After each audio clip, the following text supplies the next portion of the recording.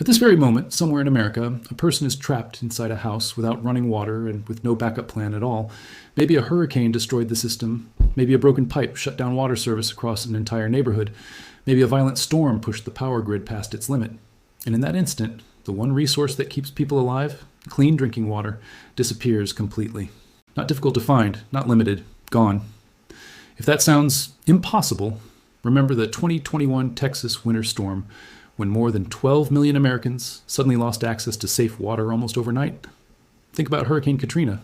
Think about the long list of disasters that have torn through communities across the United States over the past several years. The reality is simple. Most Americans are not prepared for a serious water emergency. What makes this even more surprising is that the answer costs nothing. The entire setup can be assembled in less than 15 minutes using common household materials, and it could become the difference between survival and disaster. This guide explains how to create a complete homemade water filtration system from items already sitting around the house. No special tools, no engineering background, just practical information. If the water stopped flowing tomorrow, most people would not know what to drink. This method gives a real answer. Unsafe water usually contains several categories of contamination. The first type is physical contamination: dirt, rust, mud, debris, and sediment. These are the particles that make water appear cloudy or brown. The second category is chemical contamination. Lead, pesticides, industrial waste, and volatile organic compounds all fall into this group. The third threat is biological contamination. Bacteria, parasites, and viruses that cannot be seen with the naked eye but can cause severe illness or death. The homemade gravity-fed filter, described here, works extremely well against the first two categories and can also reduce part of the biological danger. It is not a laboratory-grade sterilization system, but studies show that a properly layered filter using sand, charcoal, and gravel can remove up to 98% of visible turbidity and sediment. A study released in 2020 examined emergency charcoal filtration systems used on contaminated river water and reported turbidity reduction efficiency reaching 98% after repeated passes through the filter. Another study, published in December 2024 in the List Journal, focused on household activated charcoal filtration. Researchers documented a 77.68% drop in total dissolved solids, along with a 55.71% reduction in biological oxygen demand. That means significantly less organic contamination remained in the filtered water. For biological threats, boiling remains the final protection step after filtration. Building the filter itself is straightforward. The first item needed is a plastic container. A 2-liter soda bottle works well. An old water jug also works. Any clean container that can be cut or punctured near the bottom can function as the main body. 2 containers stacked together. Improve the setup even more. Next comes cloth or cotton material. An old shirt, coffee filter, or bandana can all be used. Small rocks or gravel are also necessary. These can be collected outdoors. Coarse sand is another layer. River sand or playground sand can serve the purpose. The most important component is charcoal. Activated charcoal is ideal because it has been exposed to extremely high temperatures in the presence of gas, creating millions of microscopic pores inside the carbon structure. This process gives the material enormous internal surface area. Scientists estimate that just 4 grams of activated carbon can contain a surface area close to the size of an entire football field. That enormous surface traps contaminants as water moves through it. Chemicals, chlorine, unpleasant smells, heavy metals, and organic compounds cling to the charcoal surface through a process known as absorption. Research reviewed by the NSF and the EPA found that activated carbon filtration can remove between 60 and 80 different chemicals from water, while also substantially reducing another 22 to 30 compounds. In an emergency, store-bought activated charcoal may not exist. In that case, hardwood charcoal can be produced manually. Burn hardwood such as oak, hickory, or maple until the wood becomes fully black without active flames. Allow it to cool completely afterward. Break the charcoal into small gravel-sized chunks and rinse them thoroughly before adding them to the filter. Homemade wood charcoal is less porous than industrial activated carbon, but it still performs effectively in emergency conditions. Human civilizations have relied on charcoal for water purification for thousands of years, including the ancient Egyptians. Japanese craftsmen still rely on a similar technique today using Binchotan charcoal sticks. This knowledge is ancient. The difference now is that it can be assembled at home with ordinary materials. Start with that plastic bottle. Remove the cap completely and then turn the bottle upside down so the neck points downward. That lower opening becomes the exit point where filtered water slowly drips out. If the cap stays attached, make several tiny holes through it. When using 2 bottles, cut away the base of the upper bottle and place it directly above the neck of the lower container, which will collect the finished water. The first material inserted into the bottle from the bottom side upward is cloth. Fold cotton fabric, an old sock, a coffee filter, or part of a t-shirt, then gently press it into the neck area. This section serves 2 purposes. It stops filtration materials from falling through the opening, captures the smallest particles during the final stage of filtration. Above that comes the charcoal layer. Add roughly 2 to 3 inches of crushed charcoal pieces about the size of peas.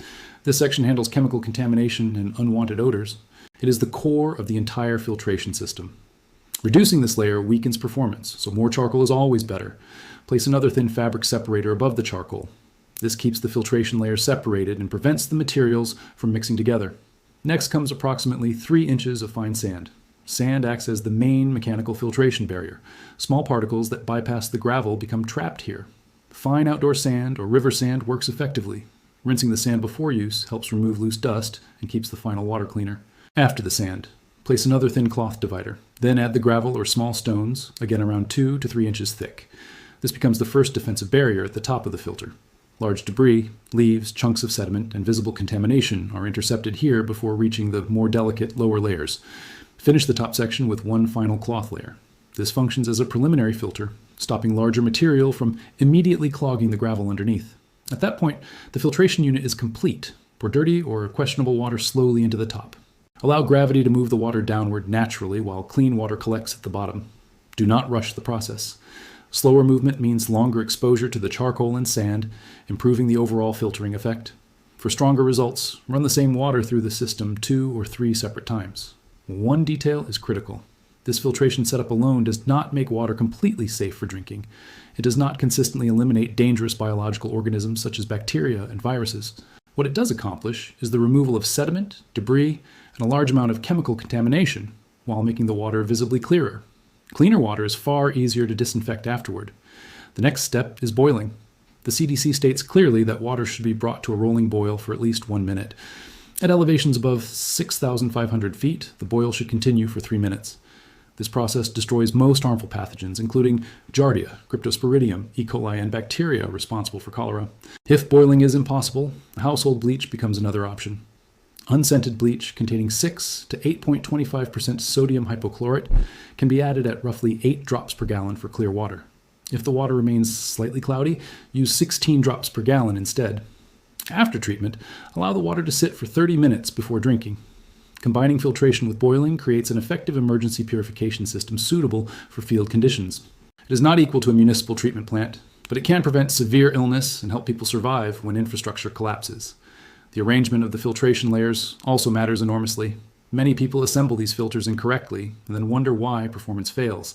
The principle is straightforward. The roughest filtration material always belongs at the top, while the finest layers stay near the bottom. Gravel blocks large debris, so the sand does not clog immediately. Sand captures medium-sized particles before they overwhelm the charcoal. The charcoal then focuses on chemical absorption and fine contamination removal. Finally, the cloth at the bottom provides the last stage of polishing before the water exits the bottle. Reversing the order destroys the system. Putting charcoal at the top and gravel below will clog the charcoal rapidly, often within minutes, and filtration performance collapses. That sequence is not optional. It is basic engineering. There are also ways to improve the design further. Using a second bottle to create a dual-stage system significantly increases contact time between water and filtration materials. And when it does, failure often arrives suddenly and with little warning.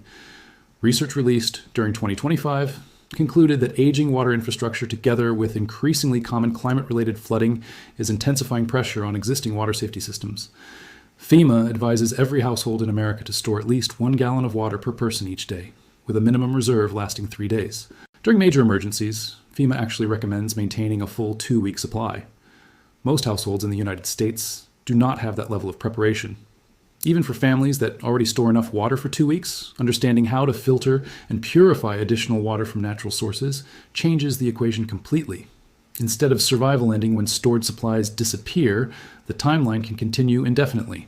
This is where practical survival knowledge and basic economics intersect. Learning this information costs nothing. Failing to know it during the wrong situation could cost everything. Many people wonder why a method this effective is not more widely understood. The explanation is simple. Modern life revolves around convenience. Turn on a faucet and water appears. Press a button and a filter runs. order equipment online, and it arrives at the front door. Daily life has removed the need to think about water survival skills. That convenience is beneficial most of the time, but it also creates a dangerous weakness the moment infrastructure suddenly stops functioning. The knowledge never vanished. It only stopped being necessary until an emergency forces it back into relevance. There is also a worldwide reality attached to this issue. Waterborne illness still causes approximately 1.4 million deaths every year across the globe. According to the WHO 2026 strategy document, UNICEF reported that between January 2024 and March 2025, more than 178,000 cholera cases were documented across 16 countries in Eastern and Southern Africa. Those outbreaks were largely connected to poor water access and sanitation systems made worse by climate-driven flooding. Every one of those cases involved contaminated drinking water that could have been significantly improved through proper filtration, followed by boiling. This is not theoretical. These are real human beings. The difference between those situations and a comfortable home in America is often access to information and materials, not intelligence or determination. Anyone watching from home likely already possesses everything necessary to construct this filter immediately. Gravel can be collected outside. Charcoal may already exist inside a grill. Sand might be sitting in a child's sandbox. Cloth is already in the closet. Empty bottles are often sitting in the recycling bin. The missing piece was simply the knowledge. There are also several practical rules worth remembering. When collecting water from nature, whether from a river, stream, or pond, moving water is usually preferable to stagnant water. Flowing water naturally contains more oxygen and generally carries fewer anaerobic bacteria. Collect water from the middle of the current instead of near the banks where runoff and sediment accumulate. Avoid gathering water downstream from industrial zones or farming areas whenever possible. Filtration should always happen before boiling. Sediment and floating particles can shield pathogens during the boiling process and increase the chance of survival for harmful organisms. After filtering and boiling, store water in clean containers with secure lids. Glass or food-grade plastic are the preferred choices. Containers previously used for chemicals should never be reused, even if they appear clean after rinsing. Mark containers with the storage date so freshness can be tracked. Properly boiled and filtered water stored inside a sealed, clean container can remain drinkable for several days, although retreating or replacing the water every 24 to 48 hours remains the safest approach if storage conditions are uncertain. There's another emergency method worth understanding for situations where sunlight is available but fire is not. The technique is called SODIS, short for solar water disinfection. The WHO has endorsed this method, and disaster relief operations have used it for years. Fill a transparent plastic bottle with filtered water and place it under direct sunlight for at least 6 hours. If weather conditions remain cloudy, leave it exposed for 2 full days instead. Ultraviolet radiation from sunlight can destroy or deactivate most biological pathogens inside the water. This method performs best when the water has already been filtered and clarified first, which makes the homemade filter a critical first stage, regardless of the disinfection technique used afterward. For anyone wanting to go further, learning charcoal production becomes extremely valuable. A simple retort system can be made from a sealed metal container with a small opening. Fill the container with hardwood, place it over fire, and within roughly 1 hour, a usable batch of wood charcoal can be produced. That creates a renewable and long-lasting filtration material without depending on stores or online orders. Knowledge like this does not expire. It requires no batteries. It costs nothing. The key points are clear. Clean water access remains fragile even inside the United States. Unsafe drinking water still contributes to more than 1.4 million deaths globally each year. 87% of Americans already express concern about the quality of their tap water. Water becomes dangerous through physical sediment to chemical contamination and biological pathogens. The homemade gravity-fed filter using cloth, gravel, sand, charcoal, and a plastic bottle directly addresses several of those threats. The sequence of layers matters. Homemade charcoal can be produced during emergencies. Filtration alone is not enough, which is why boiling or chemical disinfection must follow. SODIS remains an alternative backup method when fire cannot be used. This is a practical survival skill supported by scientific research. It costs nothing to build, requires less than 15 minutes, and could determine whether someone survives a water emergency or not. If you have ever experienced a situation involving the loss of safe water access after a storm, disaster, or failed trip outdoors, share the experience with the people around you. Ask questions, pass the information forward. Practical knowledge becomes more valuable when more people understand it. Share this information with family members, friends living in flood-prone regions, hurricane zones, or areas where infrastructure reliability feels uncertain. The more people who know how to create safe drinking water, the safer communities become when the system suddenly stops working. Please leave your thoughts about this content in the comments below. Thanks for watching. See you in the next one.